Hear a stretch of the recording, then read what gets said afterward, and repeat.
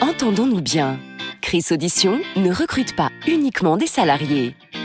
D'ailleurs, chez nous, la majorité des audioprothésistes sont co-actionnaires. Qu'est-ce que ça change? On vous explique. Prenez Pierre.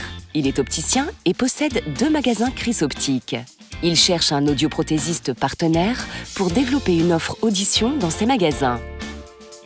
En effet, avec cette expertise supplémentaire, Pierre va pouvoir asseoir son leadership sur sa zone et fidéliser encore plus ses clients. Et voici Théo. Ce jeune audioprothésiste de 25 ans fraîchement diplômé est salarié dans une enseigne et aimerait bien se fixer un nouveau challenge, se mettre à son compte. Mais les obstacles sont nombreux. Il faut investir, bien connaître le marché, le fonctionnement d'une entreprise. Bref, ce n'est pas simple. C'est pourquoi ces deux-là sont faits pour se rencontrer. En s'associant, ils créent une société en commun sous forme de SAS ou de SARL. Pour eux, ce sera Happy Audio.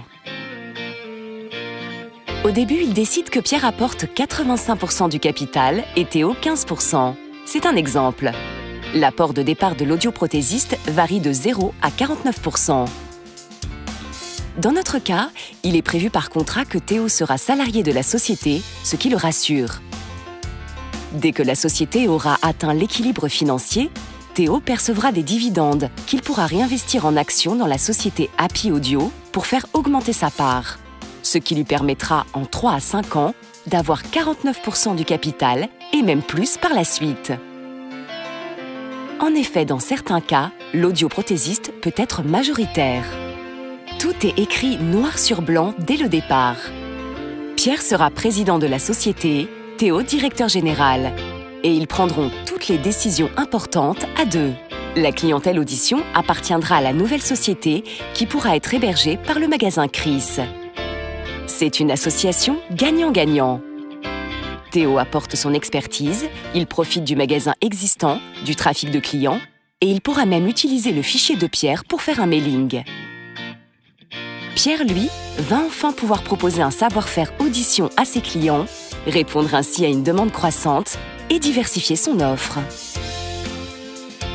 C'est gagnant-gagnant aussi en termes de rentabilité.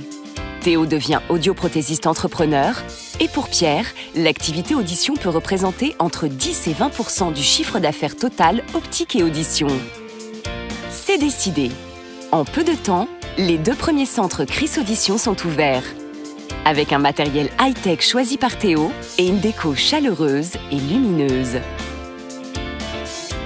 Devenir audioprothésiste coactionnaire chez Chris Audition, c'est profiter d'une enseigne leader, c'est choisir son environnement de travail, son matériel, ses fournisseurs, c'est se lancer en toute sécurité selon son budget. Et surtout, c'est une belle aventure. Tiens, c'est Sophie, une amie de promotion de Théo qui aimerait aussi se lancer. Et là, c'est un ami opticien Chris de Pierre qui aimerait bien développer Chris Audition, mais qui n'a pas trop envie de s'en occuper. On dirait que l'aventure ne fait que commencer.